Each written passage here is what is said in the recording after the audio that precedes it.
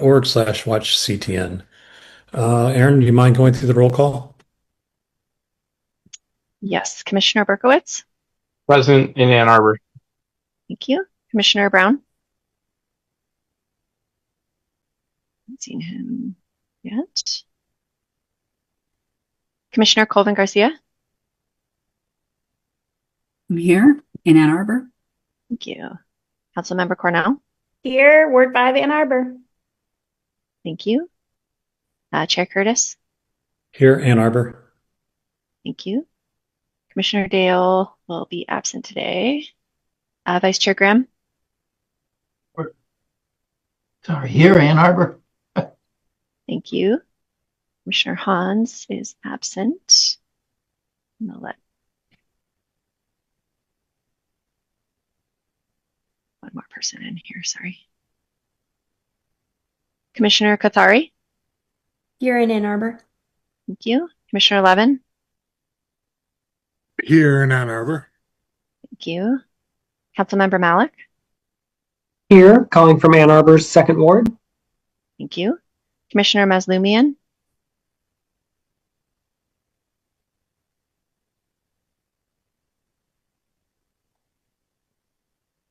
Hello. I saw there's a vacuum going on in the back. Hi, welcome. Commissioner Mitchell. Here in Ann Arbor. Thank you. Commissioner Nedrich. Here, Scioto Township. Thank you. Commissioner Overpeck. Here in Ann Arbor. Thank you. And Commissioner Smith. Here in Ann Arbor. Thank you. That is a quorum. Fantastic. Does anybody want to make changes to the agenda? Is there a motion to approve the agenda? So moved. Is there a second? Second. Okay. All in favor of the agenda, raise your hand or say aye. Anybody say no? Looks like a unanimous. Okay. Does anyone want to make changes to last month's meeting minutes? Is there a motion to approve last month's meeting minutes?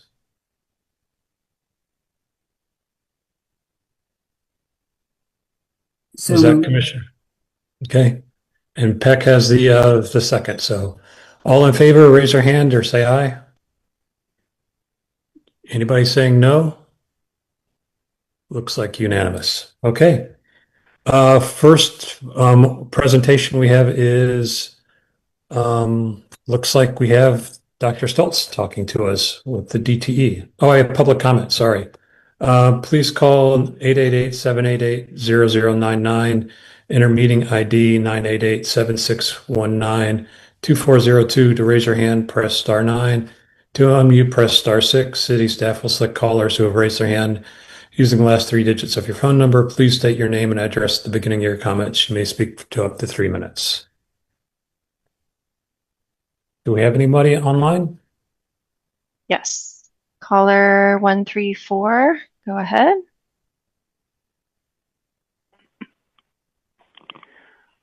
Thank you, Ms. Donnelly and Chair Curtis. I'm Ken Garber, Ward 2. I was disappointed last year by the new gas franchise. Yes, it includes an energy efficiency pilot with some DTE funding, DTE bid on Bryant Network geothermal, city coordination on some DTE gas line digs, a biodigester study, and some other things we'll hear about tonight. But here are some things that aren't in the deal that I was hoping for. There's no project, pilot or otherwise, for residential conversion to heat pumps. The 820 goal for the year 2030 is for 30% of owner-occupied homes and 25% of rental properties to be fully electrified. We're at what, 2-3% now? I don't know. DTE should help with that. It gives $500 rebates for EV purchases. Why not for heat pumps? I also suggested free home electrification consultations like DTE does for home energy. Absent. Also, there is no franchise fee. I believe these are legal in Michigan if both parties agree. The franchise fee could finance more projects to get off gas. What was most disappointing to me is there is nothing about limiting gas hookups to new construction. Such hookups were supposed to end in 2022, according to 820, but they continue. I'm absolutely not knocking the city's negotiators. I'm sure they got what they could. They deserve credit. But let's admit the shortcomings. We'll also hear tonight about the agreement regarding climate action, or ARCA, and progress on the RFPs and on the next 2-year work plan. The ARCA requires an annual meeting to hear directly from stakeholders, including residents and neighborhood groups. I don't think that's happened yet. Finally, should we really call this a sustainable heating franchise? In the city code, it's the gas franchise. That's more accurate. There's very little sustainable about a deal that doesn't even make ending new gas hookups a long-term goal, much less phasing out gas altogether, which we need to do at some point. I worry that calling it sustainable just gives DTE credit that it doesn't deserve. Here's what's in DTE's new annual report. Quote, DTE Gas is promoting the extension of its distribution system to underserved markets and the increased use of natural gas furnaces, water heaters, and appliances within its current customer base. End quote. 20 seconds. So DTE is pushing people to transition towards fossil fuels, not away from them. It actually brags about this.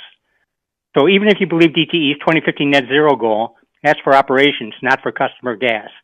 DTE wants that to grow. The new franchise does some good things, but doesn't change the fact that DTE wants more gas in its future, which sadly is also our future.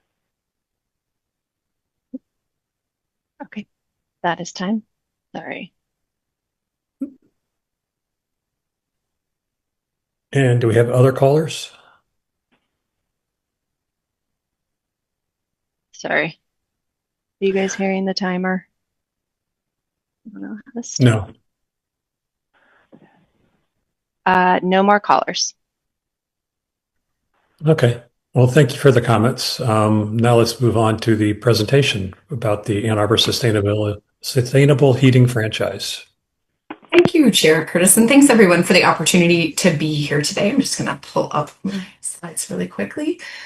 I think I know most of you, but if not, I'm Missy Stoltz, the Director of our Office of Sustainability and Innovations, and I'm joined tonight by a few of my colleagues who were involved in this franchise discussion. I see Steve Harvey from DTE and Dan Mahoney as well from DTE. Not with us tonight on the negotiating team are Sky Stewart from the City of Ann Arbor, and of course, H.J. Decker from DT, who played a pivotal role, as well as Valerie Rader. So I just want to give acknowledgements where they're due. So I'm going to run point in kind of walking you through what this thing is, why we did what we did, and then the team is here to help answer any questions that you might have that emerge. So let's do a quick look back. The way I'm going to do this is I'm going to provide a little bit of context because this is a really underutilized conversation tool, and it's just foreign for most of us. What is a franchise? What does it mean? What does it do? Give you a sense of where we were and a sense of where we're headed. And then of course we'll open it up for question. So let's start with what a franchise is. And this also illuminates what it's not. So a franchise is a contract between a local unit of government and a utility. And that contract really governs two things: the use of the rights of way, right? And then the second are some conditions under which the company, that utility, may, for a period of time, provide that service. Traditionally, these are pretty cut and clear. You give someone the right to use your right of way, they provide fiber, they provide electricity, right? These are pretty traditional tools, but importantly, it is a contract. So this is a contract negotiation. In Ann Arbor, our heating franchise was last signed in 1997, and it was a 30-year franchise set to expire in January of 2027. Now, you know DT and Ann Arbor both have sustainability goals. So this is the context in which we're sitting. Of course, we've got E20 that's guiding us, and we have this opportunity really to think about our franchise. And I just want to pause. There's a different conversation we can have on the electric side. Our electric franchise is non-negotiable. So this is not a muscle, number one, that the city has. We don't negotiate these things regularly. Number two, 30 years ago is a really long time. There are no staff that negotiated that franchise that still exists in the city, right? So we had to walk into this and really get skilled up. As we were thinking about this context, we made the decision that we would negotiate, and honestly, we negotiated with multiple entities to try to figure out what a heating franchise would look like that moved us closer to our goals. And I want to give credit to DTE for coming to the table with ideas. And you may not like this franchise, but I will tell you it is the best deal of every entity that we talk to.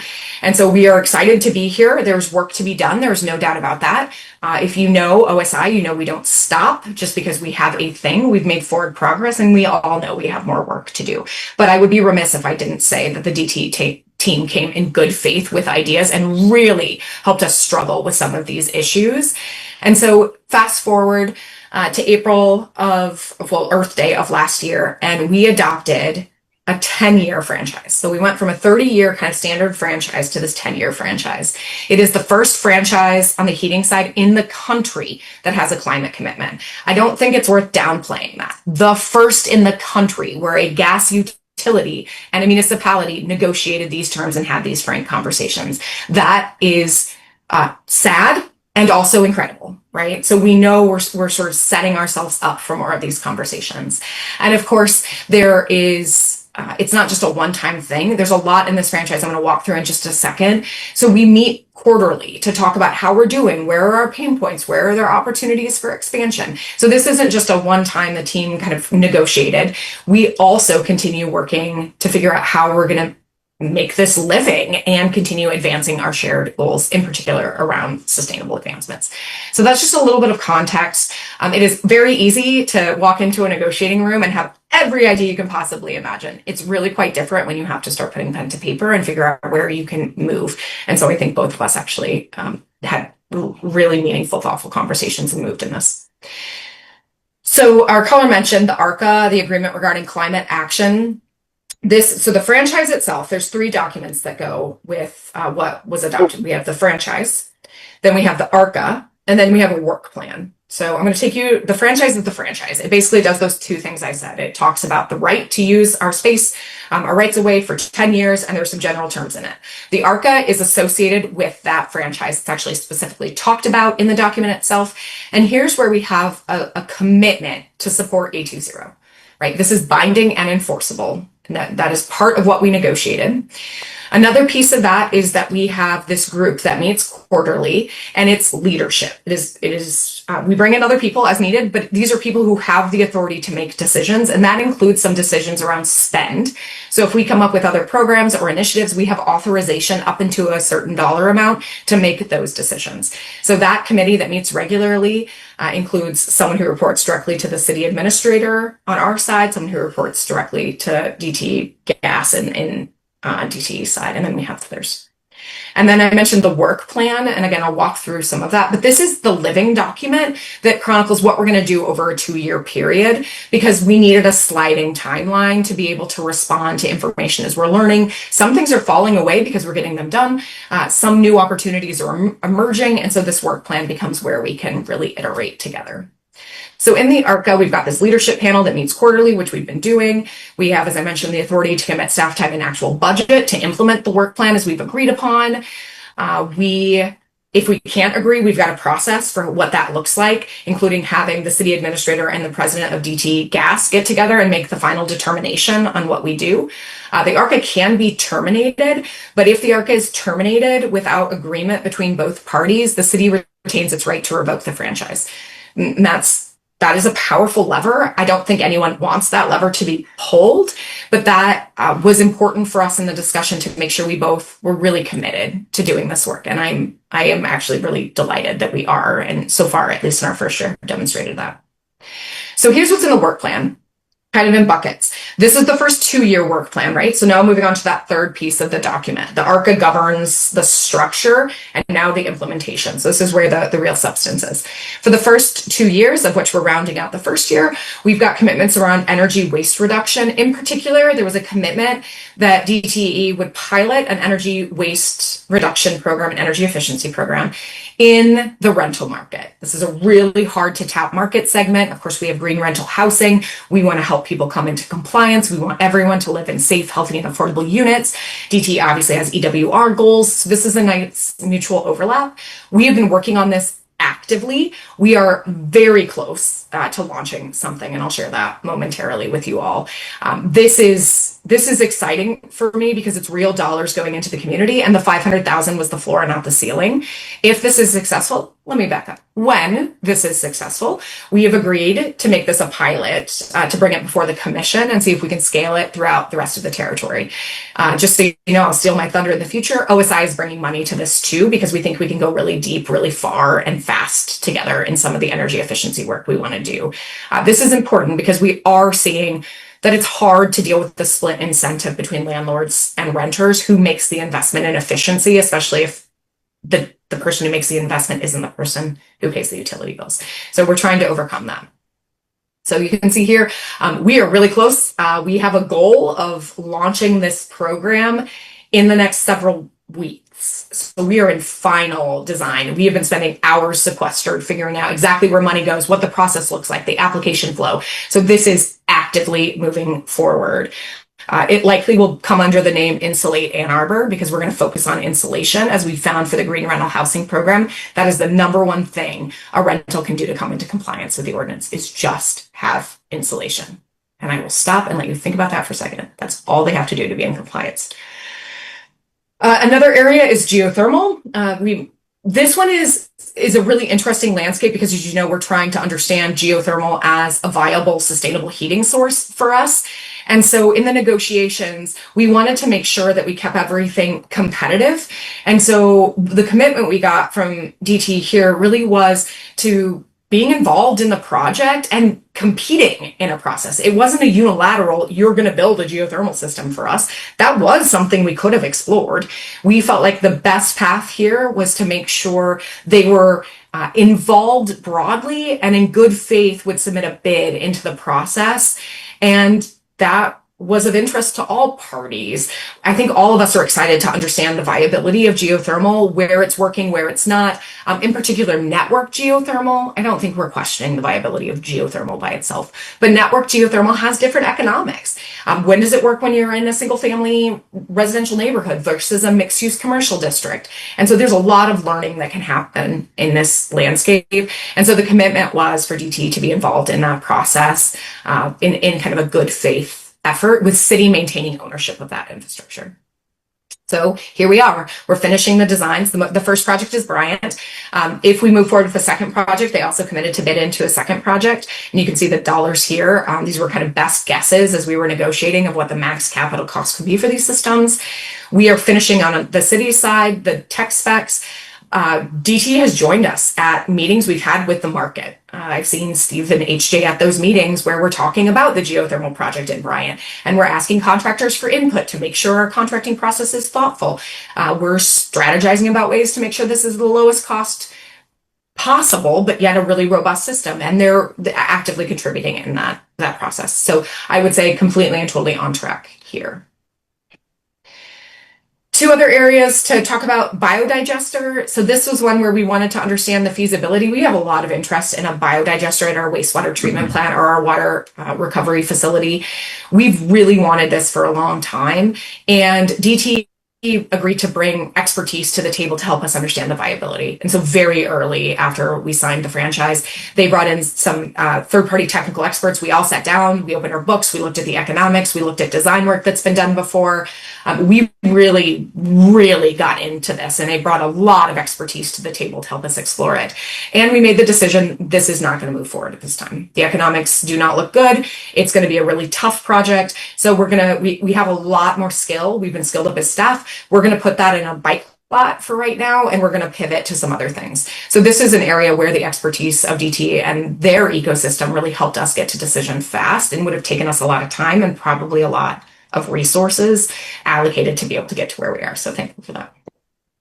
We have a commitment in the work plan to adjust transition for workers. And so here it's really helping implement the training plan that we've created for our geothermal project with our trade unions. And then there's an agreement to help fundraise, which they did in fact help fundraise for the DOE award that we have, that $10 million award. They wrote letters of support, letters of commitment to that project. Where we haven't had progress yet, and this is not because I think any of us don't want progress. It's just we're very busy. And honestly, this one fell through my mind. If I'm really honest, as we've been working on all the other elements, DT agreed to fund $5,000 a year for local UA 190, as well as one of the Detroit unions to help them skill up their workforce for geothermal. And that can be used for, of course, training, geothermal system installation, etc. So side note, Steve will add this to our work plan for our next quarterly meeting. But this is one that we're all agreed. We negotiated it with the unions. We feel really strong about it. Just an invoice hasn't come yet, right? So we've got to get that in process.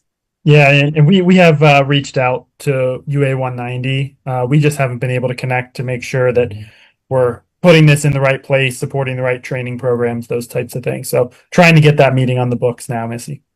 Yeah, thanks, Steve. That's great. That's great. Okay. Last few things just to go through. We have this is one that is really interesting for me. We have a agreement in our work plan around pushing repair versus replacement where we can in the city, with the exception of safety, right? If we've got an explosion risk pipe, there's no question we got to fix that, just period, no question. But we talked a lot around what does this look like? We know that we want to move to sustainable heating options. We don't want to lock in legacy infrastructure. And so we agreed that when DT was doing a replacement project, they would give us advance notice, and we had a chance to really challenge that and say, why? And that does not mean we can say no. I want to be explicit. We did not get to that point, but I think let's open up the vulnerability that has. That means we now know as staff why projects are happening, and sometimes we may not agree with why.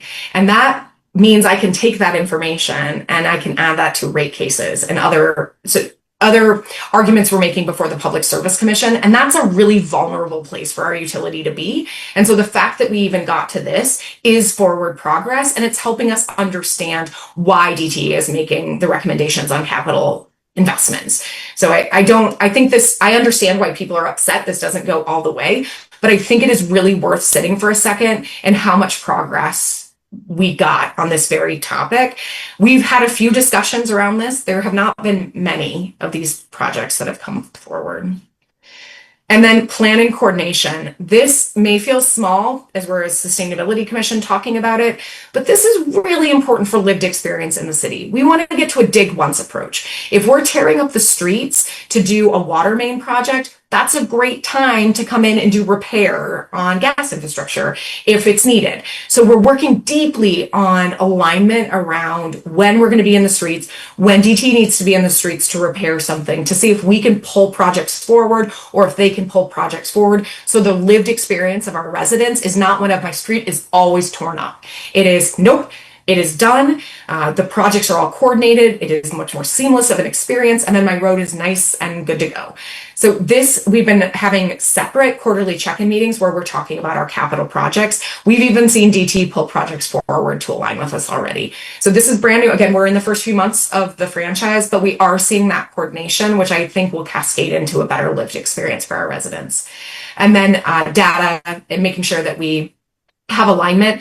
For the sustainability office, we obviously do a lot of reporting, right? Our greenhouse gas reporting, we have our benchmarking ordinances. And so it's making sure that we can get the data that we need in a timely way. And there's always work to be done on this.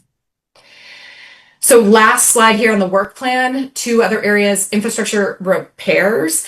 We had some issues that we sort of identified where infrastructure, it wasn't clear how city infrastructure had been damaged. DT looked at that and said, yep, some of this is ours. Nope, it's not ours.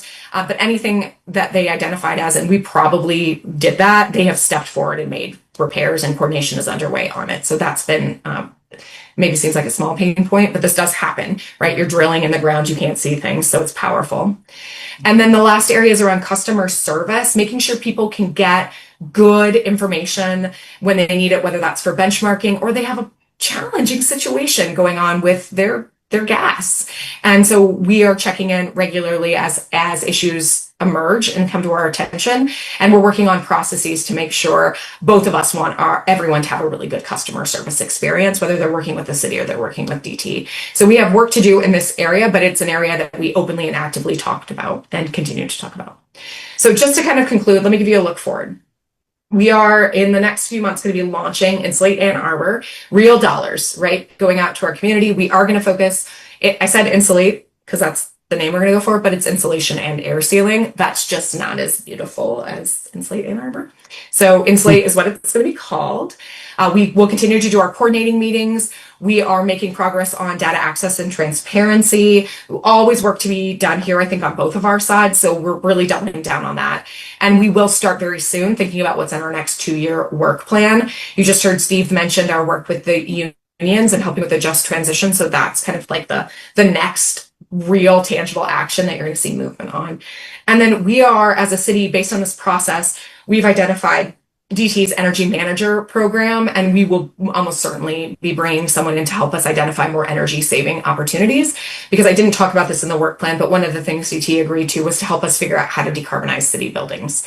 And so this is an area where we can really leverage the expertise to think about things like, we're going to have a boiler that goes out. How do we get ahead of that and make sure we're thinking about obviously efficiency, but the right transition for a very large piece of infrastructure. So this was a lot, but I wanted to make sure we at least had some framing about what the franchise is, what it's not, what we're working on. And I think, like any relationship, it continues to evolve and grow. And as I close, I just want to offer gratitude for everyone in the public who's given us feedback. And I know sometimes in Ann Arbor, it's hard to say this, but I need to be explicit. I want to give gratitude to DT for these conversations and the sincerity which they showed up into a room with a whole bunch of people, all women, ready to negotiate and go hard at our goals and our values. And they didn't just receive it, they authentically engaged in that conversation. So the future, we've got a lot to do, but I think we have the right catalytic players in the room to do something that no one has done before. Steve, Dan, is there anything you want to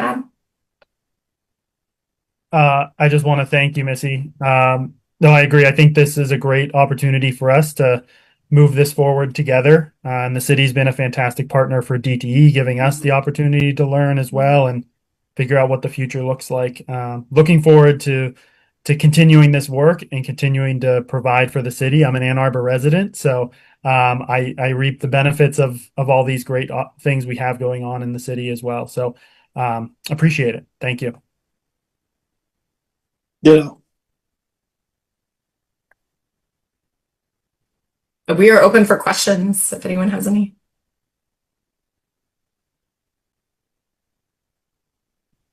Commissioner Bear? Go ahead, Chris. You're on mute, Chris.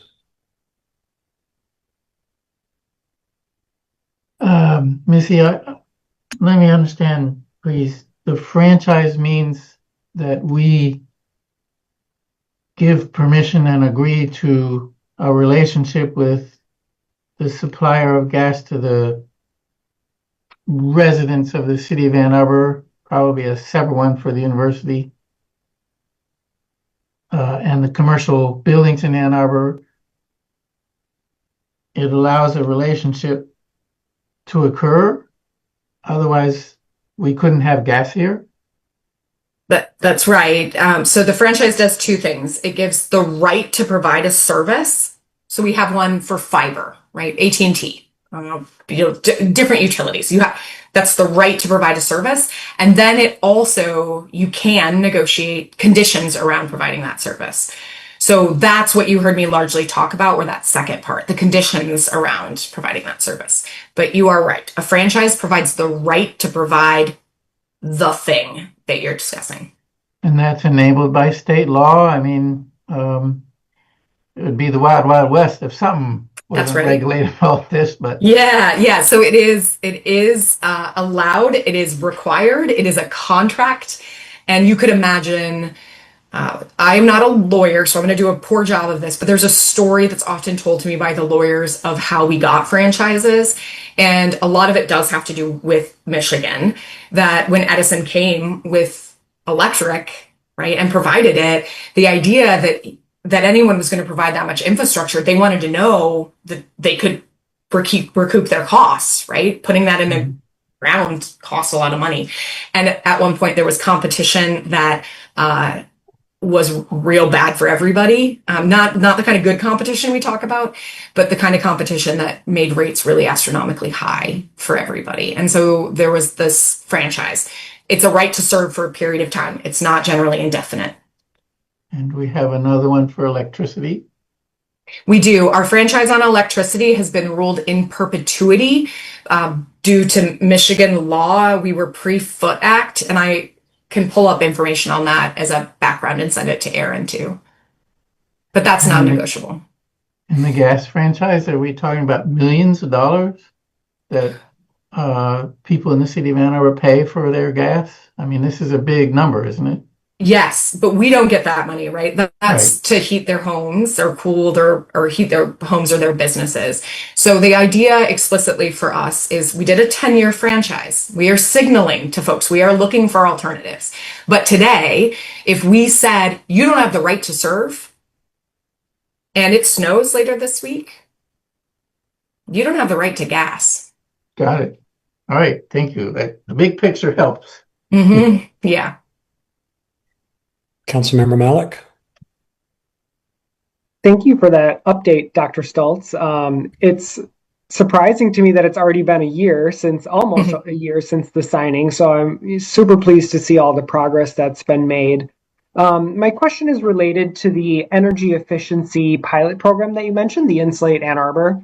I know in Ann Arbor for at least 2 years, we've had home energy rebates for homeowners. And I believe it's mostly like close to $2 million set aside annually for these rebates. Like I said, we're only 2 years in, and I know the rollout was a little slow in terms of uptake. Perhaps that's not still the case. I know, things have been getting more popular with energy efficiency and stuff. So I guess my question is related to the 500,000, at least minimum 500,000 for outreach to renters and landlords for insulation. What kind of outreach are you anticipating to really ensure, we're fast right out of the gate to get that money out the door? I think, focusing on insulation is a great idea. I think you're exactly right that that's where the biggest bang for the buck is.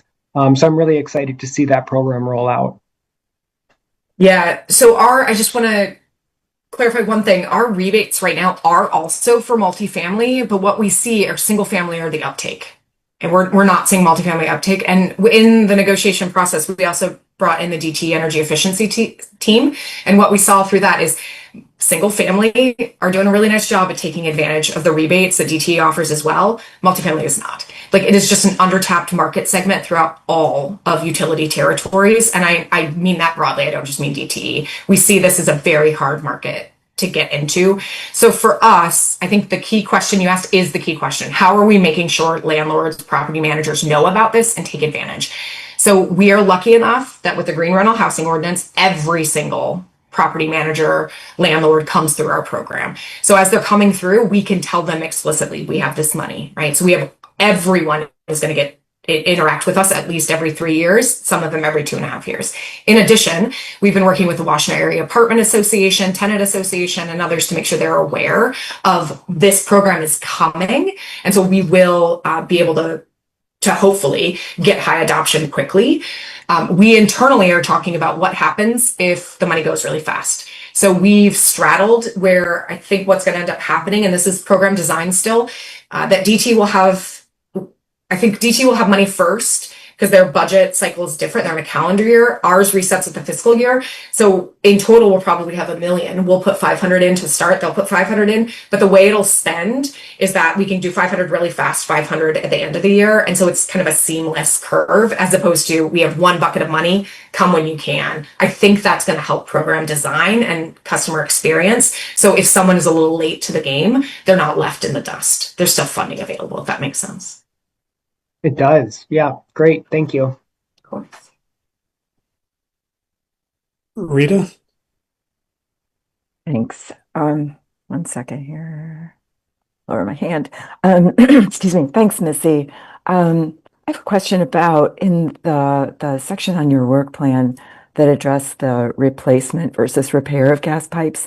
There was a mention of DTE alerting the city to a small number of relevant projects, and I just would like to understand what the relevant projects means. What's the Oh, reference? the use of the relevant, it's where they're replacing as opposed to repairing a pipe. So there haven't been many projects that have come in since the franchise in which there's been a replacement. Repair, we are not tracking for purposes because repair is maintenance. It's a different line item in terms of, for us, it's a different line item in terms of a transition to a fuel. Of course, we don't want leaks either, right? In the system, that's not good for climate.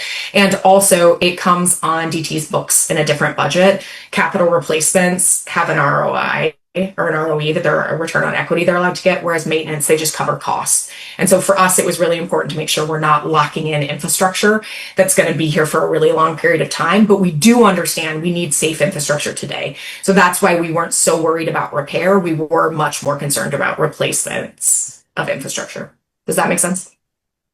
So when I said relevant, it's because while there might be a lot of projects, there aren't a lot of replacement projects right now in this moment that I'm aware of. Steve, do you want to? And the replacement would be something that would ultimately leave a stranded asset. Is that really the case? Well, that's our hope from the city's perspective, because we would be transitioning off. Maybe a way to think about that is, actually, Steve, I might call you in on this to help me with the definition, because a replacement is a bigger project. Yeah. So generally when we, and I'm gonna add an additional caveat. When we replace pipe in more than a 50-foot segment, it becomes a capital project, and it becomes that pipe is paid for over the life of the pipe, which is roughly 50 years right now. When we do repair, or even if we replace segments in smaller than 50 feet, they are O&M, operation and maintenance expenses. And so those do not go into the capital line item. They are recovered immediately in that year as an operating expense. Okay. Thanks. So it's a big project for you. Yeah. Right. Okay. There was one other thing that I was interested in terms of I like the dig once approach. And I'm wondering if you've considered things like making some of the projects geothermal ready when you go into a big city capital project, right? So if there's electric ready that people have used, right? But maybe not a neighborhood may not be ready for geothermal heat pumps today, but could be in the future. Is there any potential for that kind of thing? It's an interesting question. We talked about this early in our designs. I'm having to go to the recesses in my mind. One of the thoughts we had was, can you lay the pipe is the pipe, right? Like the geothermal pipes look very similar to gas pipe infrastructure.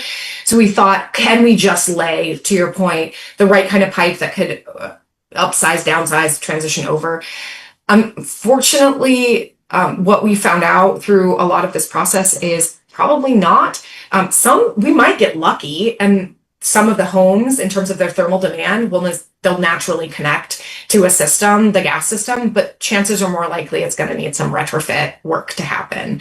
So we brought in experts in like piping and talked about this, but I don't know, Steve, or do you want to pick up on that?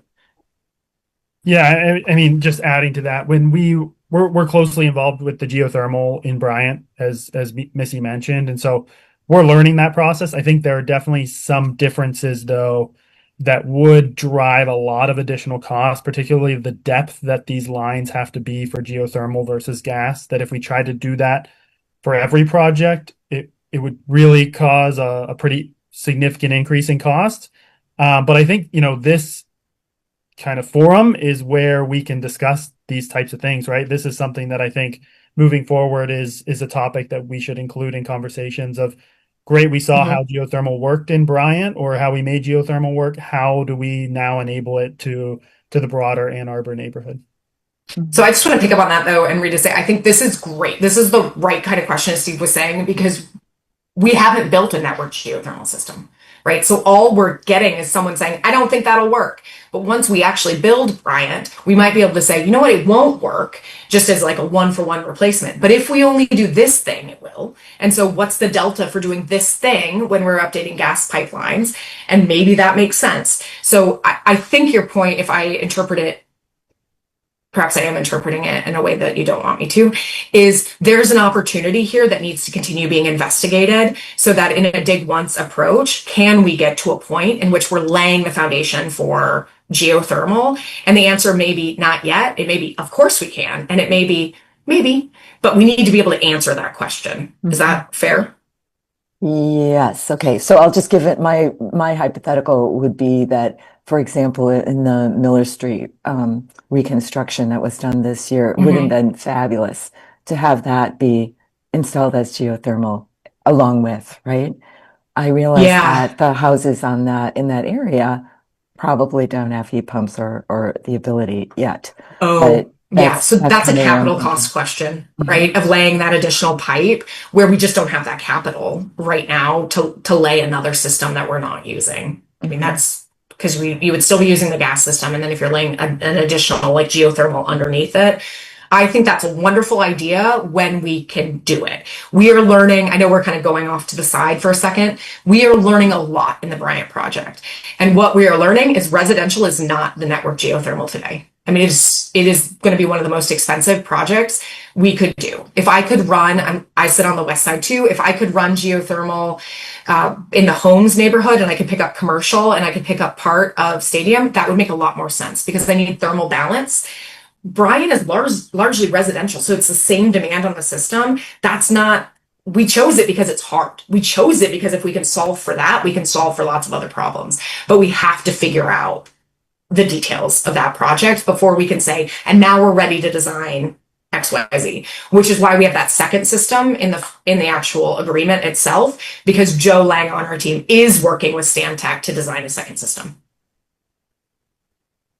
Okay. So I think we're not quite there, but we are working to get there. And that is also why we did a 10-year franchise and not a 30-year franchise, because I hope that we'll be able to say, maybe a future Miller has geo. So that area, maybe you don't have the right to have gas service anymore because you have a cleaner, more sustainable and affordable option. Mm-hmm. And so here, I'll let this be my last question. At the end of 10 years, where do you think we'll be in terms of proportion of gas versus non-gas or electric or geothermal? Alas, my crystal ball is broken. So I can say where I want us and where we're working. We aren't doing just this. Right, in OSI, we are looking at a future of gas proceeding to really understand how we can move the whole market. We're incentivizing heat pump adoption in our marketplace. We just pulled the data, and 13%, I think it was 13% of all permits for heating last year were heat pumps. You know, like we're seeing from 3%. You know, we are seeing the market move. So I think it's good news. I think we still have a lot of work to do, especially with contractors. Right? I could sell you a heat pump day and night, but when a contractor shows up at your house and they talk you out of it, I've lost. So we're trying to work the whole market to make sure our HVAC contractors are aware of the viability of certain technologies and don't inadvertently do damage to the market transformation I think that we're trying to put in place. Thank you. So does this franchise agreement impact what we're trying to do with SEUs? No. So the Bryant Geothermal project will be owned by the SEU. And that is a great way for us to kind of get experience and exposure to geo. And in the franchise discussions, we talked about the fact that if DTE were to bid on one of our geothermal projects, they would be beside us in that, learning about how this works, how we bill it, how do we build it, how do we maintain it. And so then that information from my vantage is really, really powerful, because then if DT sees a business model in this, I think the mayor said this at our ribbon cutting, which I know is kind of challenging, but it was, what if there's a world in which DT gas becomes DT heating? That's, if we can change the market. And DT's been open to that conversation. And I'm sorry, Dan, if I'm speaking for you here, but like we've had this real conversation. If this is a viable alternative, wow, right? We did more than just Ann Arbor's work. We helped think about truly transforming a system. Chris? So in the Bryant neighborhood, are you doing geothermal house by house? Or are you doing a street with multiple houses, and are you still doing 100-foot deep wells? Or are you thinking about deeper wells where water gets warmed higher to a higher temperature? Yeah, happy to also come back and talk about Bryant with Shoshana if folks are interested. The executive director of the SCU. Bryant is a networked system. So it is not individual household by household. It is literally households on the same distribution line. And it's based, the well field will be in Arbor Oaks Park, and then it will return to a park. You won't be able to tell the difference. There'll be, the well field underneath. And we are going, right now the estimate is 500 feet, but we will have a test well out there pretty soon to confirm that depth. And in the case of heat pumps, where are we on efficiency standards for those? Are we, in other words, I did one maybe at least 10 years ago, and it cuts off for my house, which is not well insulated, and I promised to work on that. No shaming. 1960. So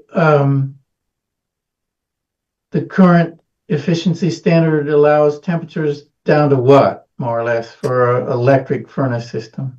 Yeah, it doesn't actually stop. It can go all electric down. It has to work harder at -20, but it can still go, yes, for sure. So this is exciting, right? Because the technology continues to get better and better and better, which is part of the problem, because the heat pumps of 20 years ago are what a lot of contractors got burned on that didn't provide the heating all the way down. And so when they talk you out of it, they're thinking about that heat pump. They're not thinking about the heat pump of today. So that's what I meant when I was talking about the education ecosystem we have to work in.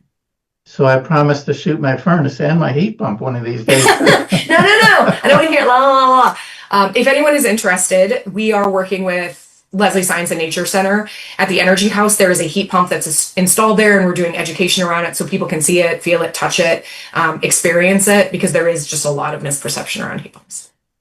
Got it. Thank you. Glad you're here. Who else has questions?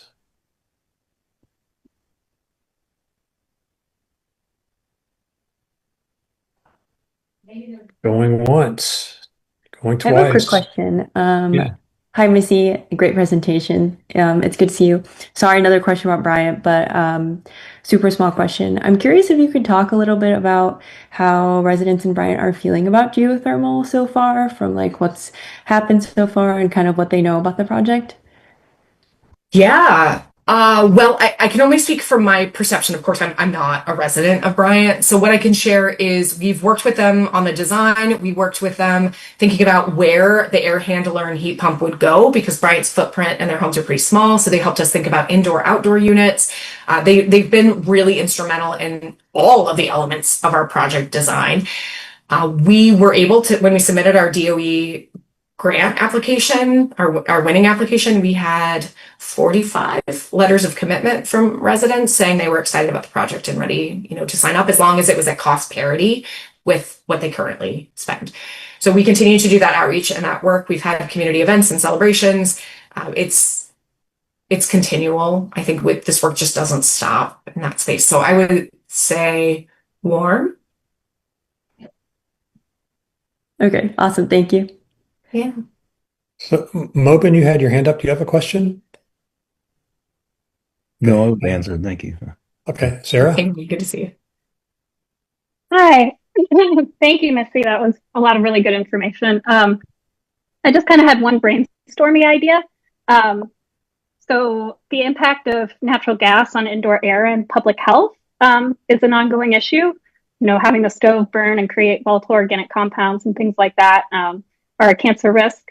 So your insulation program, kind of light bulb went off. Is that something where, like, when we're going into these homes and doing this work, can we look and make sure they have a stove vent? Yeah, part of our process flow is that they actually get an energy assessment on the front end. So we understand air movement, air exchanges, what other opportunities might be needed. Councilmember Malik sort of teed me up for this with our rebates. So while DT Gas, their fuel switching is really, really hard in Michigan from the utilities perspective based on how their money flows, but it's not for us. So if we had an apartment that came in that needed insulation, but also didn't have proper ventilation and maybe a gas stove, we could incentivize from OSI's budget a transition to an electric version. So that's part of the reason we're doing a full assessment, is to understand the suite of things. And then, DT's funding goes to really this insulation and air sealing, this like bread and butter energy efficiency work. We can supplement with more just by nature of what the voters are allowing us to do. That's awesome. Thank you. Makes me happy. Okay, well, we're done here. I'm sorry, Noah, I'm out. She's happy. We're gone. Noah? Yeah, first of all, thanks for the presentation. It's very encouraging to see a lot of the stuff you're planning to do. One thing I was wondering, I think you mentioned that you did talk to some other potential franchisees. I don't know how much you can go into that, but I'm wondering if you could discuss how far along any of those conversations went. How far they went. Or characterize them at all. Yeah, no, it's a fair question. So I guess I can't tell you who. That would be a breach, right, of trust. What I can share is we had either folks interested in providing us gas forever, or we had folks interested in just a full out transition, but no bridge. No one was willing on being with us to help think about the actual work of how you get to this alternative future. And so that was really problematic, right? I can't just, even if everyone in the community wanted geothermal, it's going to be years to do that construction, right? So we've got to think about a transition. It's just a reality. And so we were left in this tricky situation where I think this is part of the sincerity of my appreciation for DTE and this discussion was they came and they said, we know where you're going. We are okay being beside you and figuring this out. We don't know that will be with you at the end, but we also have these questions. And Ann Arbor's Ann Arbor, we're broadcasting what we're doing. It wasn't a surprise. It's not like Dan's jaw dropped to the floor when I told him what our goals were. He was like, I know, right? So I think maybe that's as far as I'll take that one, unless you have a follow-up. No, I mean, a slightly different question though. Right. So I guess maybe there's a perception that DT would be difficult to work with, or I'm just wondering, what do you, lessons maybe can we learn from this negotiation as to I mean, obviously you were a big part of why this worked, I'm assuming, but, not everyone has Missy Slits to help them. So I'm just wondering, what do you think was that made it so cooperative over time, as opposed to what could have been a lot more adversarial? That's such a great question, and I will reflect on this more. My first reaction, well, I have two thoughts that are very true, but I think there's probably more in this recipe. One is our goals for both entities were clear, right? There wasn't any secret. We came in very openly. Both of us were well prepared when we walked into the negotiations with, these are our goals. This is what we're hoping for. And so that started us in a strong position. Because everything was so open, it was just really nice. And then people matter, right? Having the right people in the room is really important. I often tell people, I may get upset with DT as an entity, but I will tell you, I often sweat a little bit as I walked into these meetings, knowing how hard we were going to have to negotiate, but I thoroughly enjoyed the people in the room, right? We weren't angry at each other. We weren't yelling. Sometimes it got heated, but the humanity was in these discussions. We knew they were trying and we were trying. And that,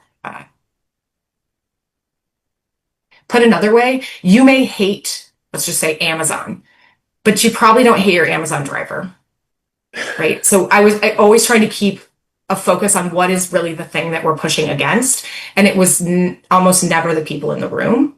It was the structure in which we're operating. Hey, Missy, can I add a footnote to that? And happy birthday, by the way. Thank you. So I was on the franchise work group with Dr. Stultz and staff, and I think it's really I think you're edging around this, but it's really important to recognize that, you know, I obviously I can't speak to DTE side, but from our side, you know, Missy had a team of city leadership who was behind her, city legal. There was a lot of utilities, public works, right? Like there was a huge group of people that worked on this, and there were a lot of meetings leading up to it. So I think just to put a finer point on, you know, we walked in as a city into these meetings very prepared, knew what our options were, knew what legally might work, knew what would work for the city in terms of infrastructure and utilities and whatnot. And I think just having done an excellent job with homework, which Dr. Stultz led, and I mean, I'm a huge Dr. Stultz fan. And so I think just knowing the homework that went into it, the preparedness, and the fact that at any given point, as a unit, as a city, we were all invested in making sure that this went right. There was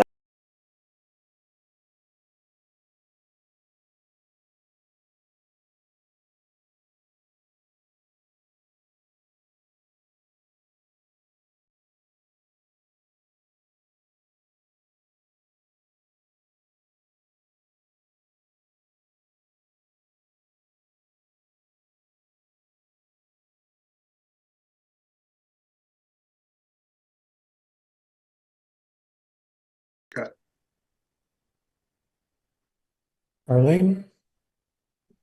My questions are really brief. One of them is I'd like some clarification, if possible, on whether the funding for energy efficiency from DTE, if it turns out that, so as Missy, you were describing, that there's where it all starts is with an assessment, the energy assessment, and if it does turn out that it would be better to electrify, would then DTE's funding then not become available?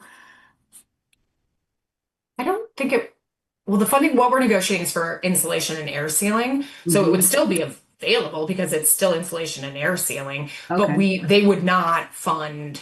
I mean, we didn't ask them to fund. So I will just say, I will not be asking them right now to fund the electrification work because we would fund that separately. Okay. Yeah. So different time, different discussion. Okay. You would not be disqualified for insulation in the program if you found that electrification made sense for you. Okay. All right. And then the other one, Steve, you had given us a measurement or length of the pipe where below a certain length it's O&M versus the capital expenditure. What was that distance, that length again of pipe? 50 feet. That's regulated by the MPSC, the Michigan Public Service Commission. Okay, thank you. Good question. Mike? Thank you all. Missy, thank you for the presentation. My question is mostly for the DTE folks, although Missy, maybe you've got some thoughts on this too.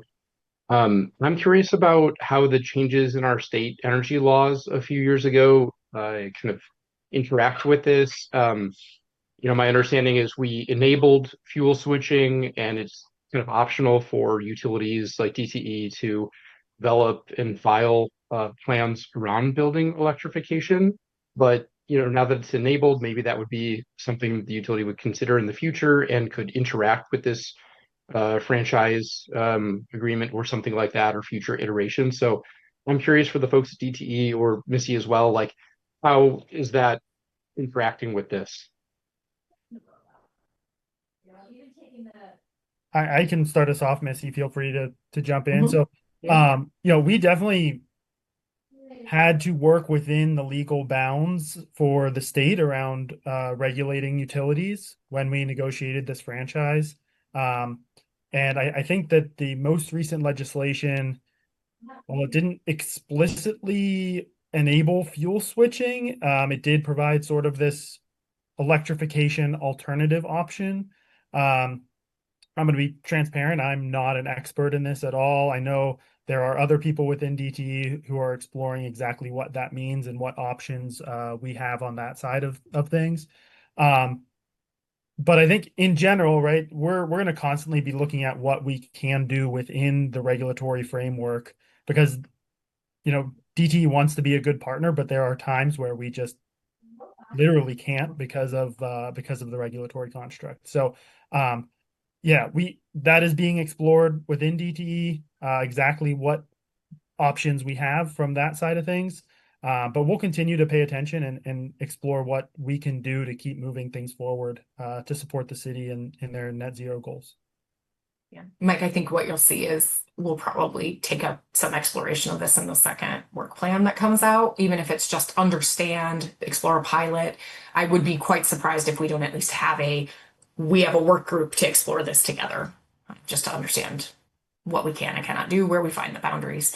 So it just wasn't, we had to negotiate quite a bit before we adopted the strategy. So we didn't have the vantage of a lot of time with the new energy laws. So that makes sense to me. I'm not a deep expert on kind of how this would work, but that seems like a good place to do some brainstorming and ideating around it. So, and yeah, maybe more options on the table than were 2 years ago. So it's great. Thank you. So I know you've got to move on. I'll just add, I want to kind of put a point on this. No one has negotiated a climate commitment of any kind into a heating franchise until now. We know we have a lot of work to do to get to our goals. This was really fascinating. And think about it from this perspective that a developer who's got an idea, a twinkle in their eye for a project that's not going to be operational until 2035, they may not have gas service. They may not have the right to gas service in certain parts of the city. Like we are signaling to the community, we are actively working on alternatives. That may not feel big enough, great enough, grand enough, but holy shit, you all, like that is a big forward movement. And I just swore on this and I'm sorry for doing that. But that was notable forward progress and I cannot wait to keep building on it. So thank you all for the grace that you have being a resident and helping us really push this forward. And thank you, DT, for coming to the table and not losing your mind, at least in the office when we were negotiating, losing your mind, perhaps back home in headquarters, but always great. Very good. All right. Thank you. Thanks, everyone. So next on the agenda is the update from OSI on the AmeriCorps team, or from the AmeriCorps team. Hi, everybody. I'm going to share my screen, share a presentation with you guys. I can hit, Lucas, can I give just a quick intro before you hop on? Thanks. Absolutely. Thanks, Sustainability Commission, for having the AmeriCorps team today. Just for the big picture context, this is AmeriCorps Week. So this is a national celebration from the AmeriCorps agency for AmeriCorps members all over the country, no matter what sort of position they're serving in, to help the community know about the work that members are doing and to bring awareness and to really lean into the service side of an AmeriCorps program. So OSI has its third cohort of AmeriCorps members for the Ann Arbor Climate Corps. It's been a fun, eventful couple of years with a lot to learn.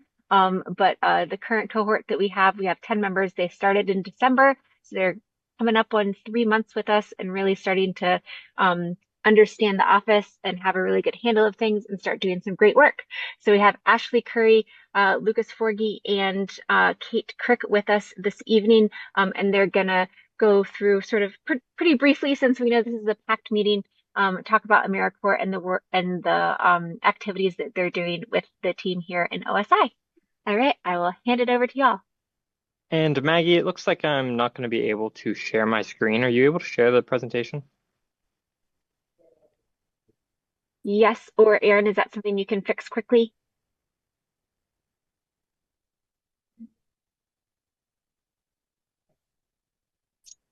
Yeah. Do you want to try again? I just made you a co-host.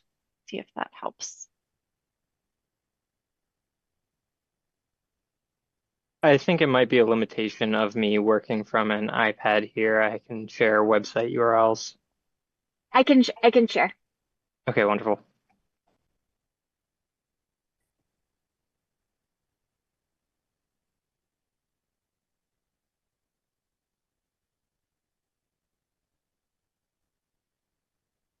Perfect. Yep. All right. So my name is Lucas Forgy. I am an AmeriCorps volunteer, and I'm serving with the Ann Arbor Climate Corps and AmeriCorps. I'm originally from California, and I went to Lewis and Clark College out in Portland, Oregon.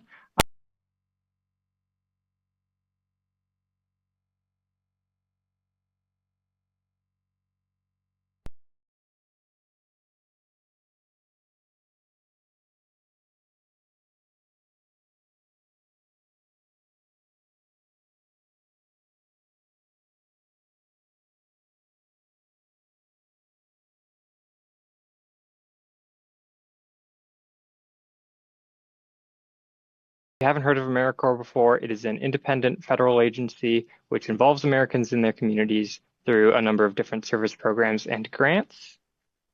The main purpose of AmeriCorps is in uniting America by bringing people together to serve in their communities.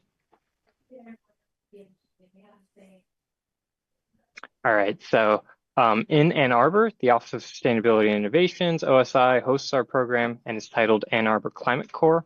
Our service directly supports OSI staff's community outreach and engagement needs, which are a crucial piece in the A20 plan and our carbon neutrality goals. There are 10 of us serving with the Ann Arbor Climate Corps, and the 10 of us are distributed among 3 of the numerous different teams within OSI. Each team at OSI has like a different distinct area of focus, and AmeriCorps members supplement the engagement team focusing on community outreach, the circularity team focusing on the circular economy and climate resilience, and then the energy team focusing on energy efficiency and alternatives to fossil fuels. I'll hand it on over now to Kate, who will be talking more about the engagement team and her own role personally. Yeah, so as Lucas said, each team sort of focuses on a little bit of different things, and thankfully the 3 members that are here tonight have each been on each of those 3 teams. So I'm on the engagement team. We focus on basically everything engagement at OSI, so our reach is pretty broad. This year specifically, we want to focus a lot on storytelling within the community as well as community resilience. So we do a lot of connection work with members. Some of my colleagues are doing work getting video stories or like almost like vlogs from community members about their experience with the office and sustainability.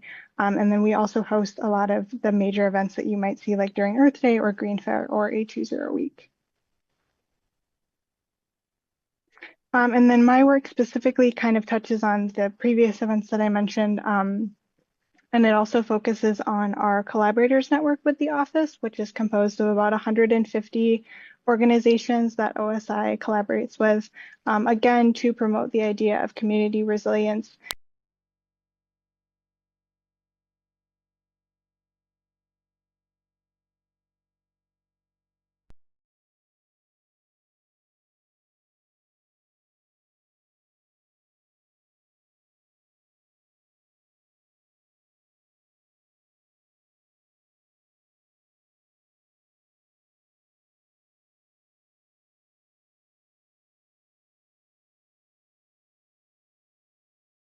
Of, and what I mean by that is recycle and refurbish electronics. And we also have our A20 Ambassador program, which trains members from our community in basic sustainability principles and how they can be active here in Ann Arbor. Next slide, please. My work specifically looks like updating and adding to our circular economy map, which this is already accessible, but we're currently adding a lot more points. And a lot of these points are thrift stores, places where you can get things repaired, things where you can borrow items that instead of buying them. So we're updating that, and then we're also trying to get small businesses and small grocers here in Ann Arbor to update their refrigeration systems to become more efficient. And I'm doing a lot of outreach with that, going to businesses, talking to them about the program that we have available for them and the grant money that we have available from them.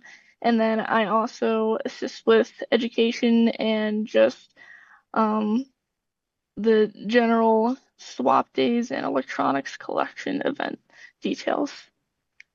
And off to Lucas. All right. Yeah, and I'm on the energy team. So the backbone of the energy team, as you guys all probably know, is a trio of ordinances. And these 3 ordinances enable us to measure our progress along the 820 plan, as well as incentivize environmentally sustainable decision making. And they are supported by a variety of other programs that we conduct here, many of which I'm sure you all are familiar with. But they all serve a crucial role in our movement towards a carbon neutral future.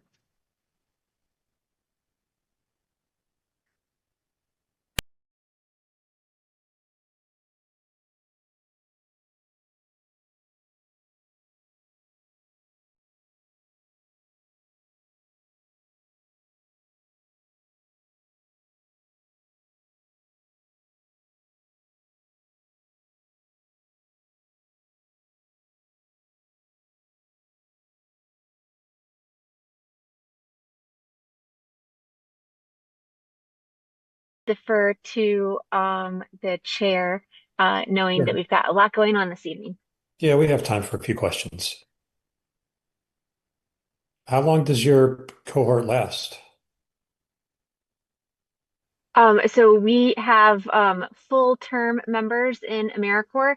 So that means that they serve a minimum of 1,700 hours, and we have it structured so that they serve over the course of 12 months. Yeah. And I'll highlight, I myself in Oregon in 2007, and then we just learned this week that Aaron is also an AmeriCorps alum. So this is one of the other awesome things about the program, is all studies they have done show that people who do AmeriCorps find themselves civically engaged, whether professionally or through things like commissions or running for public office and that sort of thing also. So we're excited about these new people coming into our community. Yeah, John. Thank you. I didn't have a question. I just wanted to say thanks to the team for their great work. I too am an AmeriCorps alum from 2015, which is crazy to me that it was already 11 years ago, but just wanted to say happy AmeriCorps week.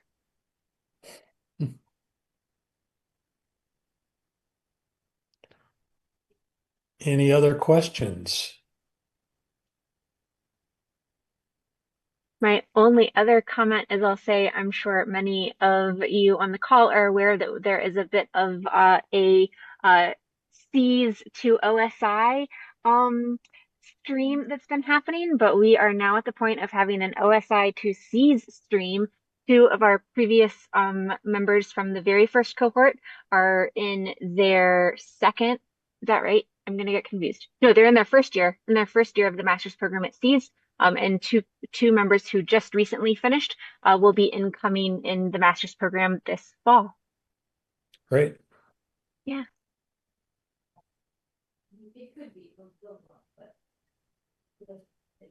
So anybody have questions? Are we ready to move on?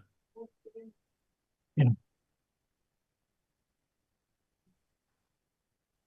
Okay, I think we're moving on to the next topic. Thanks for the update on OSI, on the AmeriCorps program. It's good to hear.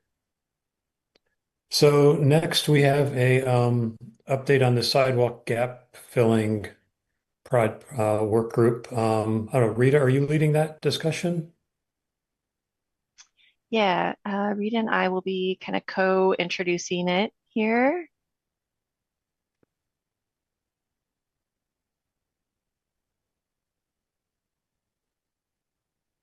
Let's see.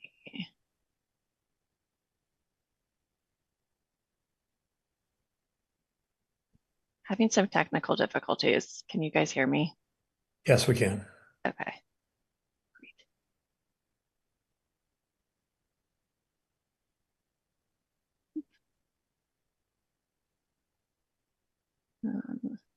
Okay, can you see my presentation?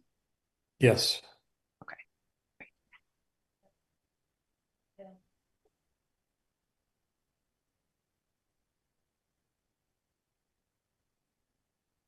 Okay, apologies for that. So I know it is 7:20, so we have some slides to kind of introduce the resolution that we're going to talk about here in a little bit. And of course, the Sidewalk Gap Implementation Work Group is one of the 4 work groups that we are focusing on for this year in the Sustainability Commission.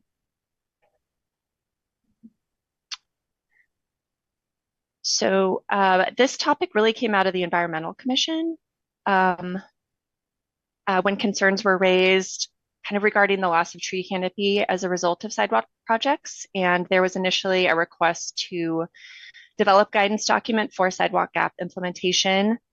Staff considered this. However, each project is so site specific with a lot of variables. So staff didn't feel this would be kind of a helpful tool in kind of addressing the initial issue. However, staff acknowledged that there was room to provide more information to the public on city practices and the various trade-offs that have to be considered when designing new sidewalks. And then through this process, the group has also identified some areas where city practices could be improved. So the work group was tasked with working with the Transportation Commission and city staff in creating a joint statement of support for sidewalk gap implementation to be used as a public engagement tool for advancing sidewalk projects.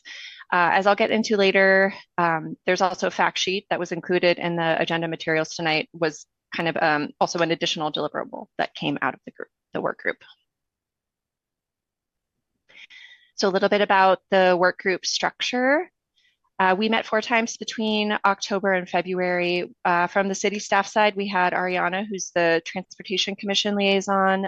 We had Team Nick. Nick Hutchinson is a city engineer, and Nick Jacobs is the urban and community forester. We had Jasmine, who is our community engagement specialist, and of course myself. On the Sustainability Commission side, we had Commissioners Mitchell, Curtis, and Graham. And on the Transportation Commission, we had Commissioners Hoke and Hatama participate in the work group. And for the major themes discussed, I will let Commissioner Mitchell run through these with you all. Thanks, Erin. I just want to apologize for my voice. I've got a little frog in there. So for major themes that we discussed as a group, from my perspective, the point of that kind of got this group initiated is that trees, once removed, result in losing the benefits that they provide: the management of water, air filtering, carbon sequestration, shading, supportive biodiversity for habitat, and supportive mental health benefits, as well as the connection with nature that's right outside someone's door. Mature trees are engines of carbon sequestration, and those are the ones that are doing the work for us from a natural perspective. Trees planted for mitigation are small. They require up to 30 years of growth to provide equivalent functions to those of the mature trees that may be removed for a sidewalk gap implementation. Excuse me. So we're in a climate emergency now, and that's why there's I am part of why there's a resistance to removing trees, and people become used to them. This is something that's in your front yard. If we're talking about not in my backyard, think about what's happening in your front yard. And I think that's the issue that drives the need for clear communication about this as a project. It was driven primarily by the Vision Zero plan for non-motorized transportation, for which there's millage funding to fill the sidewalk gaps. It involves assessment by engineering and forestry to determine where a path would go. And we had talked in the group about ways to ideally retain existing mature trees and improve motorized, not transportation. For me, that's probably the most important thing, is to get to the and of both things. So we have a place that is not only a place to walk, but a place that's pleasant to walk, a place that's beneficial to the community in multiple ways. So there are options. You can see those listed. From my perspective, the last one to choose would be removal. And I would hope that at some point we come to some criteria that are not established yet, to my knowledge, of having retaining mature trees, or at least trees of a diameter of 6 to 8 inches and above, as a priority, and especially retaining trees that are native to Ann Arbor in our ecosystem, because those are the ones that are going to survive the best and contribute to biodiversity. Communication with the adjacent residents is essential. And I think one of the reasons that I wanted to get involved with this particular process is that I wanted to not see the kinds of discord that were raised in projects like on Sunset recently and Brockman Avenue, and more recently, right now, an active one on Pear Street, where trees have been removed, where neighbors were not so pleased with the outcome of it. And I think we should try to work really hard on that whole thing of communicating what the process is, what the alternatives are, because I'm not convinced that that was done on this most recent project. I understand that Sunset is moving much more smoothly, but it took going back to the drawing board for engineering and forestry to come to a point of a sidewalk path on both sides of the street that would retain a lot of the trees. So as Erin said, each site is different. Narrow streets are really, really different from streets that have some width that but offer potential for actually moving a sidewalk toward the street to get around a tree and preserve it. Where I'm not skilled is assessing the effect of the work to place a sidewalk on the roots of the tree and their survival. And that's an important thing that has to be really, really clear to the community when things are removed. We did discuss use of native trees for mitigation replacement, but some of the recent projects indicate, at least one of them, that some non-native trees are planted, including some non-native maples. And I was involved with the 2014 Urban Forestry Management Plan. At that point, the city had assessed the canopy and found a high proportion of maples, indicating to the point that there was concern about having a fate similar to what happened with the emerald ash borers and the ash trees being removed. So trying to get more diversity in plantings is really important, as well as planting them in the right season of the year. Anyway, we came up with a document that we will be discussing, and so we'll see that. But this was my background on the major things. Thanks, Erin. Well, thanks, Rita. And then work group outcomes, of course, is the joint statement that we'll be discussing in the form of a resolution here in a minute. So the joint statement highlights, the shared values of complete sidewalk networks and, robust urban tree canopies, as Rita was referring to. These values are centered in our city plan. So Vision Zero focuses on eliminating traffic-related fatalities and serious injuries, where, complete sidewalk networks are a key strategy. A20 and Vision Zero both have the shared goal of reducing single vehicle occupancy trips by 50%. And on the tree canopy side, we know, as Rita mentioned, that trees provide a number of ecosystem services and improve the quality of life. We have an urban and forestry management plan, which sets specific canopy coverage goals. And additionally, city-owned trees, like street trees, are treated as stormwater infrastructure. They are city assets, and we use our stormwater funds to plant new trees and to maintain existing street trees. So we also want to highlight, the key concern here, where tree removal and canopy reduction happen, to make way for sidewalks. And so we tried to address that in this joint statement. And then finally, we wanted to highlight or we wanted to provide information on the city's approach to sidewalk gap filling projects and how we try to balance, the transportation, safety, and mobility with environmental stewardship.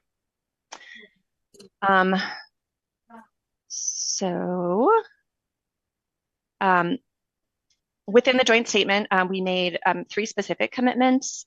The first being, the first being kind of strengthen the public education.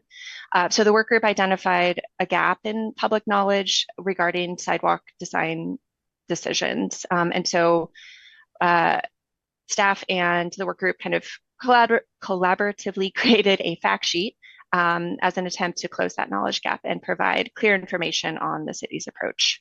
The work group shared with city staff the importance of providing specific design options that have been successful, such as Rita mentioned, the curbing sidewalks, easements, and bumping the curb out where feasible. Another commitment was improving internal processes. So, upon approval of the joint statement, the city will update our internal evaluation workflow for capital projects. And the third being review transportation policies. After chatting with the transportation manager, she agreed it would be very beneficial to identify additional opportunities for environmental considerations in our transportation policies. So we all know the land use comp plan is coming up for approval. So implementation of the land use comp plan, for example, will require updates to policies like across the board. And that's one great example where we could kind of reconsider some existing transportation policies. So with that, I guess first I will ask Rita or Brooks or Chris, who are also part of the working group, anything else to add there? Well, I mean, Vanille sent that draft. Not for me.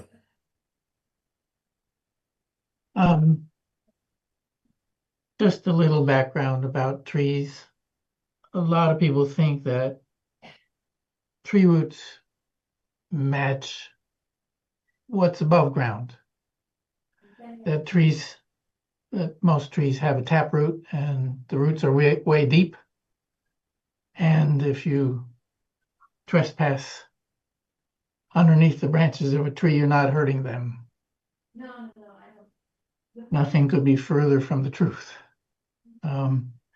Most roots of a tree go out horizontally within a few feet of the surface, and they go out at least as far as the ends of the branches.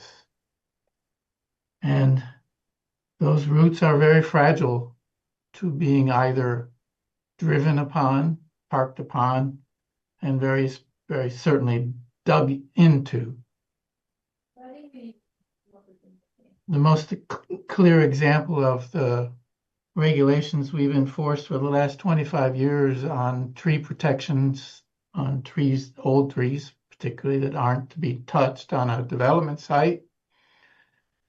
The good example of that is the southwest corner of Geddes and Washtenaw. There's about an 80-year-old European copper beech there, which before they started to tear down the 1950s Women's IM building to build a new recreation center there, they fenced at the ends of the branches with a cyclone fence. And the work that's happened, and it's been really huge machine work, tearing out the old building, getting the old swimming pool out was quite something. No one has trespassed under that tree. And I'm confident to say that if they had, in any serious way, the tree would die. So here we are with sidewalks in many parts of the city in single-family neighborhoods mostly, where the city planted trees which are now 70 or 80, 90 years old, exactly where you put a sidewalk.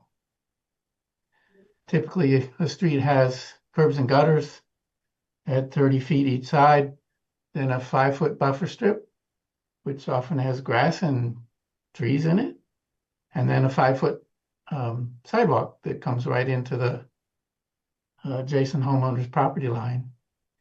If you plant a tree right where the sidewalk goes, it's very difficult not to hurt them if you want to put one in.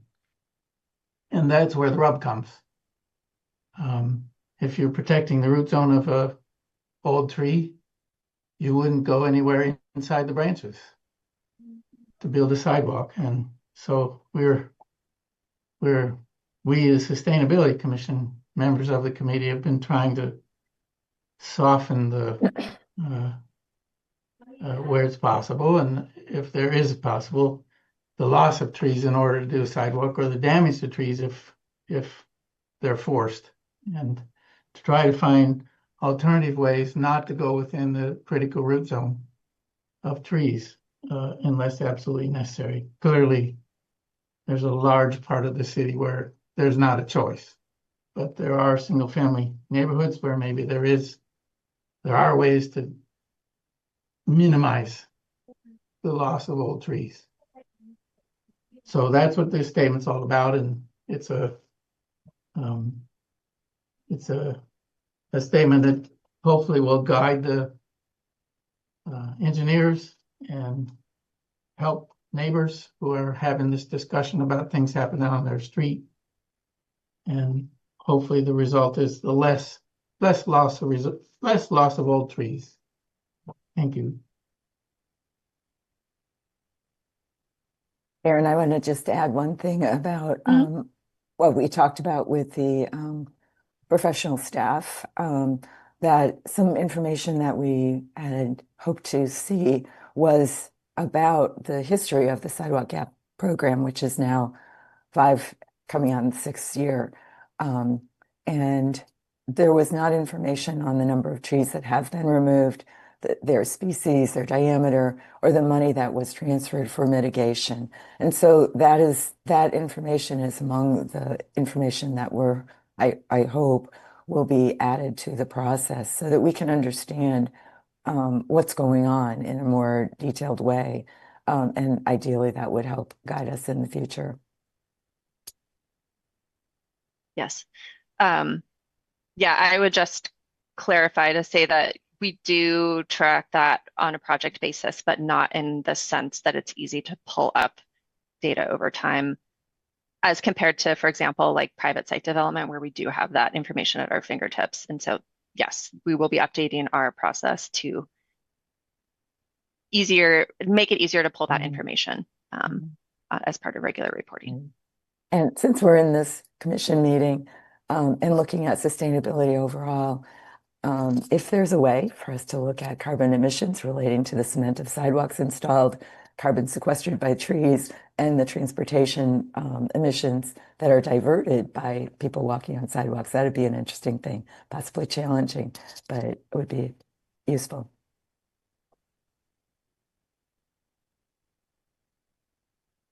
Yeah, thank you. Any questions so far before we jump over to the resolution?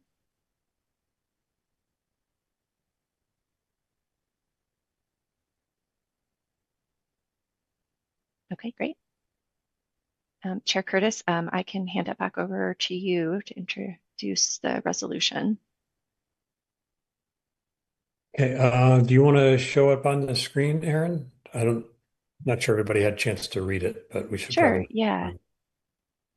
Before we have a vote for it. Sounds good.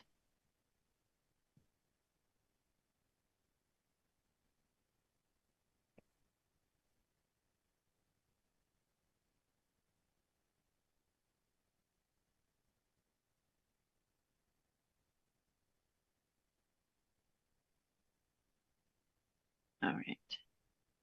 Here is the joint statement.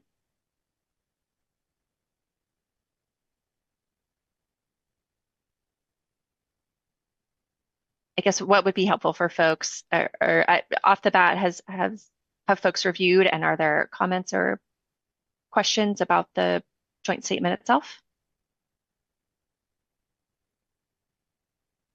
Carlene? Thank you, Chair Curtis.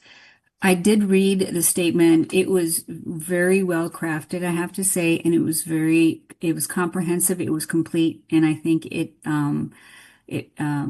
covered everything that I could recognize that would need to be covered. I go a long way back with regards to sidewalk gap filling, back to the old North Side days. You can see the maps still online, the city maps for that whole project back in 16, 17. So I just wanted to thank all of you for your work that you put into this. I think it's a very, very well done statement. However, I was not able to find the actual resolution. Did I miss something? It's in Legistar itself, and so I can go ahead and share that that language as well. It's on the text, so you have to click the other link or other button in Legistar. I found that out one time before. So the joint statement itself is meant to be, a standalone document, and so the actual body of the resolution is fairly short. So the body itself says, whereas the City of Ann Arbor Sustainability Commission serves as an advisory body to City Council on matters related to sustainability, climate action, and environmental stewardship. Whereas the Sustainability Commission is guided by an annual work plan that establishes goals and success metrics for the Commission's work. And whereas the 2025 work plan includes a goal to collaborate with the Ann Arbor Transportation Commission to develop a joint statement of support for how the city considers environmental factors in the implementation of sidewalk gap filling projects. Whereas the Transportation Commission serves as an advisory body to Council on matters related to planning, design, construction, and maintenance of sustainable and resilient multimodal transportation network. Whereas a small working group consisting of members of the Sustainability Commission, Transportation Commission, and City developed a joint statement of support for the implementation of sidewalk gap filling projects to address public concerns regarding impacts to the urban tree canopy and to improve public understanding of the city's approach. Whereas a statement is intended to serve as a public engagement tool to increase awareness of protections for city-owned trees while supporting the development of an all ages and abilities transportation network that encourages walking, biking, and other non-vehicle travel. Whereas the statement also identifies opportunity for the city to improve procedures and policies related to the evaluation of trees and environmental considerations in sidewalk gap filling. And then resolved, basically saying we approve, and then it'll go to Transportation Commission, and then will be shared with City Council. And then the attached statement is kind of its own thing.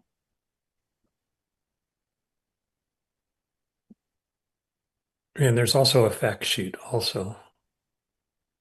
There's also a fact sheet that was included with the presentation, and that was kind of as just an FYI. This is what the work group has put together, and that will be shared with the city. Happy to take comments on that as well. If folks have comments on the fact sheet, happy to share that, or whatever would be most helpful to folks at this time.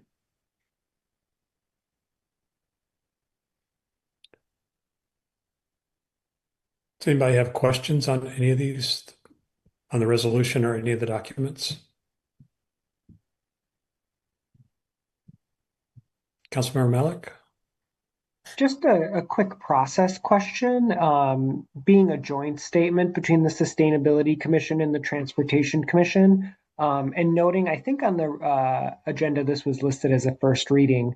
Just, yeah, I guess I'm unfamiliar. How does it work? Is Transportation Commission approving it simultaneously, or are we first and then them and then for second readings? I guess any info.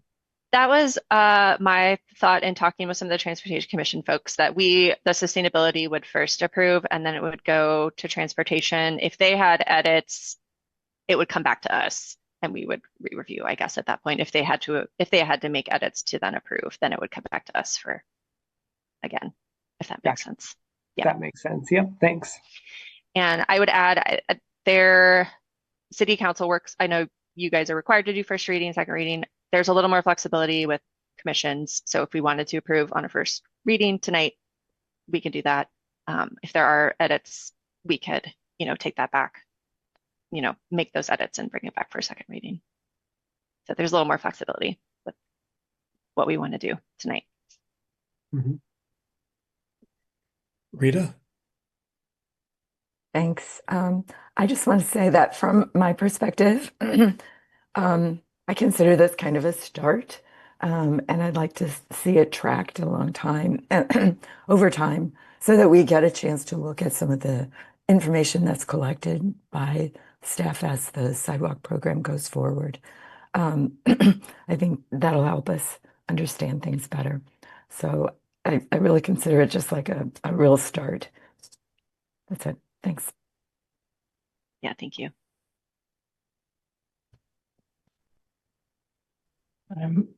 I move approval of the resolution. Aaron, maybe somebody will second, we can vote. Carlene, do you have a question? Sorry.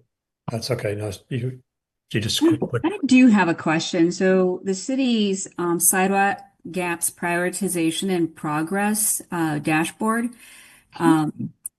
is this something that was included in your discussions, and were the sidewalks in the highest priority categorization? Were the trees along those gaps part of the discussion that fed into the crafting of the I don't know if it's an agreement or a commitment statement, I guess, Mm-hmm. yeah. Mm-hmm. You know what I Yeah, mean? great question. So this focused more on environmental considerations after a project has been selected. So we didn't go jump into the prioritization process. So this was really like, once a project has been selected, how do we balance the sidewalk design with, existing trees in the right of way? Yeah, I think the general feeling is the prioritization process is probably outside the scope of the Sustainability Commission. So we pretty much stayed away from the prioritization process.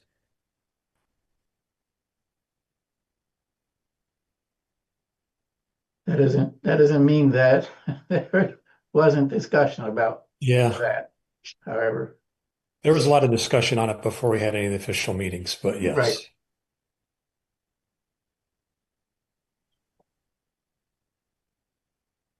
So is there a motion to approve the resolution? So made.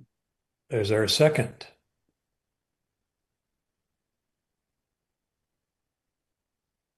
I can't see people's hands if they're raising their hand.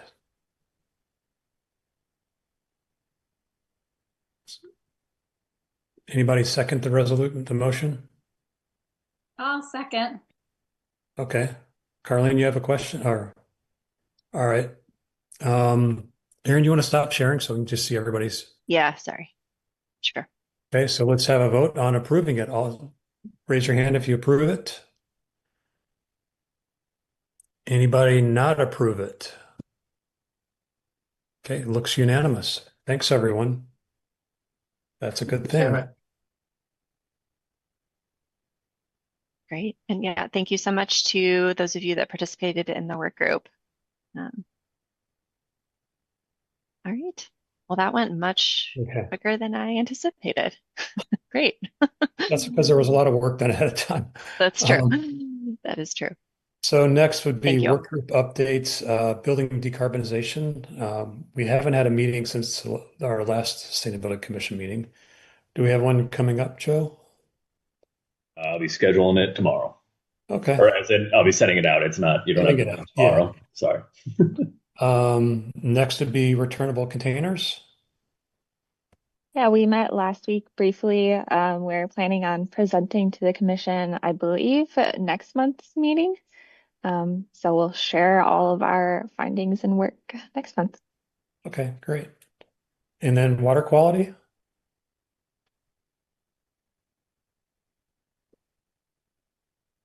My daughter might make a special appearance. Apologies. The water quality group met recently, late last month. We are developing a chloride GIS-based tool. And so that a draft of that was shared with the work group, and we explored that a little bit during our meeting. It uses data from the Huron River Watershed Council, and the map just shows spatially where the sampling points are and where we have high levels of chloride and which tributaries. And it also has information on land use and how much impervious cover are in those particular creek sheds. We had the unit manager from Public Works come and speak, Paul Matthews, on city best practices for anti-icing and de-icing. Got a lot of good information out of that presentation. And then I think we used this last meeting to kind of wrap up our source identification conversation, and then our next meeting will be really focused on our recommendations moving forward. And we might have something more substantial to share in April, hopefully, but to be determined yet. Commissioner Nedrich, I don't know if you had anything else to add. No, I thought you did a great overview. Thanks, Erin. Thanks. Okay. Next was city council updates. I cheated and looked ahead at Erin's staff updates, and everything I would have mentioned is already in there, so I'm going to pass it off. But Councilmember Cornell might have something. Yeah, I just wanted to mention to anyone who's interested that there is the survey currently out to the public about the improvements the city wants to make around North Main Street. And so that is available on the city's Engage website. And so please help spread the word on that. I think that's a really important corridor where there's a lot of opportunities for us to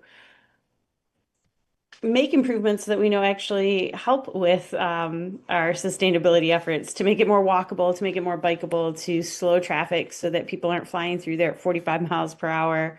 It's a lot of different ways to look at sustainability, but I think multimodal transportation is a huge piece of it. So I encourage everyone to take the survey, offer your input, and to help share so that we get a wide variety and diversity of voices who participate in the discovery around that project.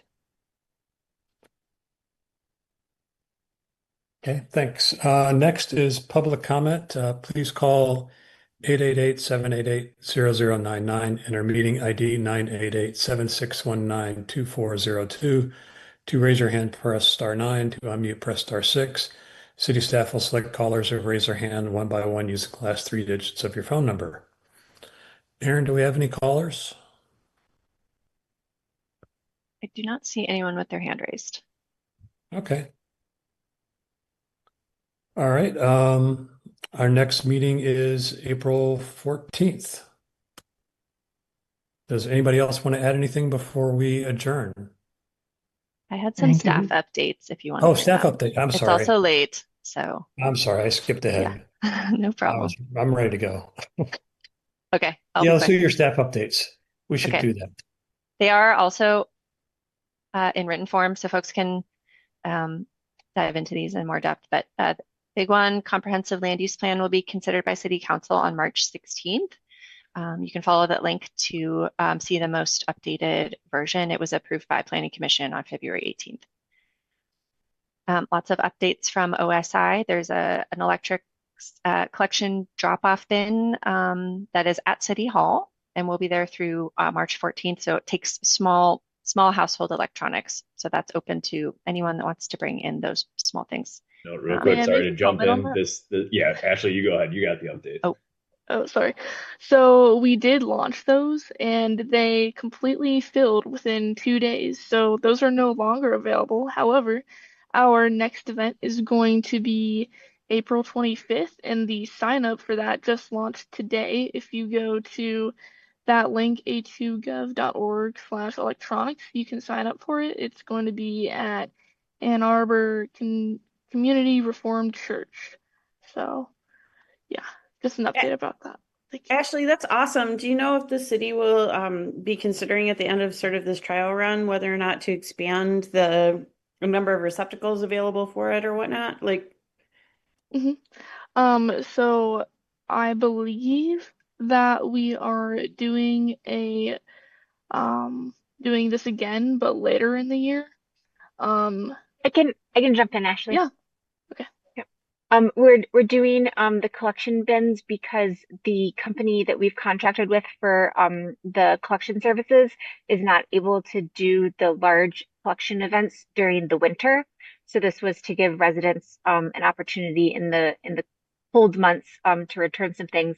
The big picture is what we're seeing is the demand for this is very, very large. And so the circularity team is continuing to figure out how to increase opportunities for community members to do this.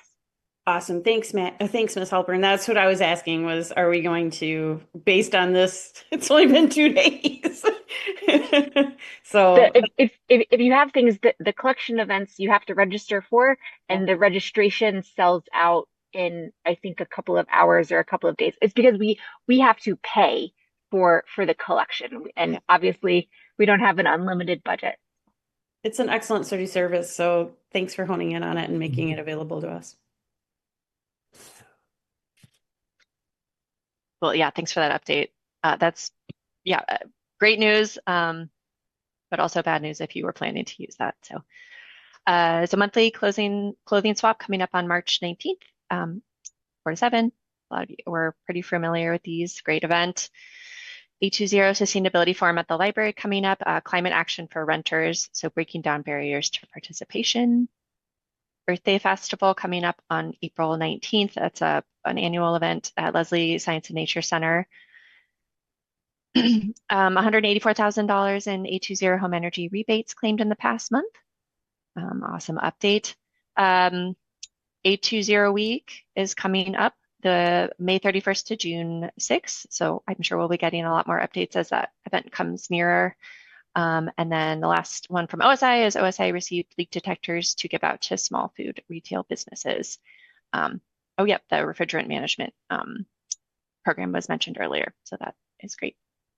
For public services, Councilmember Cornell mentioned the North Main Transportation Study. Here's some additional information on public events. And yes, there is a survey open as well.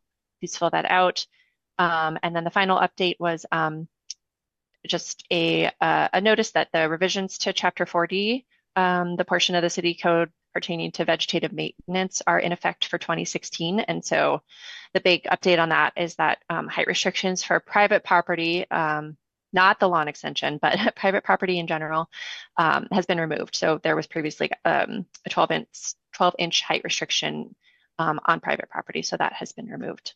So that hopefully will provide additional flexibility for folks that want to do more kind of native plantings in their yards. So with that, those are the staff updates. Thanks, Erin. Sure. Anything else people want to add or add questions? I'm for dinner. Just a quick congratulations to Commissioner Berkowitz. He and his wife recently welcomed a baby daughter. Thank you, Councilmember Malik and commissioners. Very exciting. Our daughter Josephine is 3 weeks old as of yesterday. My wife was gracious enough to give me a couple hours of parental coverage so I could join you all. You might see me holding baby on our Zoom meetings in the future if I have to do some double duty during future commission meetings. Yes, please. Congrats, that's awesome. Yeah.